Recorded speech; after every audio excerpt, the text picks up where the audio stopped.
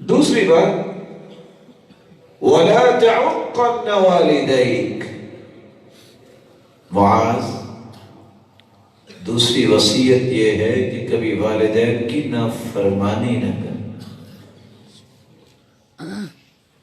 وَإِنْ أَمَرَاكَ أَن تَخْرُجَ مِنْ أَهْلِكَ وَمَالِكَ،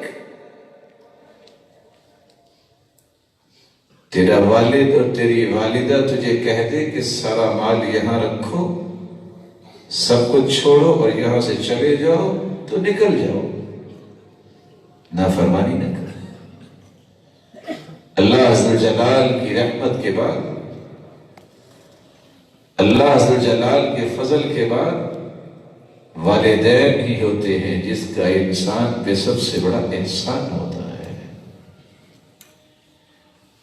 یہی وہ ہستیاں ہیں جو زندگی میں ایک مرتبہ ملتی ہیں، یہی وہ رحمت کے دروازے ہیں، جب بند ہو جائے تو انسان دسیوں رحمتوں سے محروم ہو جاتا ہے۔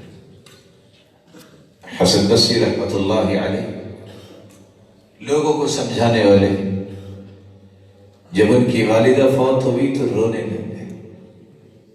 لوگوں نے کہا یہ کیا، اتنا مضبوط انسان، لوگوں کو سمجھانے بجھانے والا آج خود رو رہا ہے۔ کہا میں والدہ کی وفات پہ نہیں رو رہا، وہ تو اللہ کا فیصلہ ہے، میں اس پہ راضی ہوں، میرے رب کا جو فیصلہ ہے میں اسے قبول کرتا ہوں۔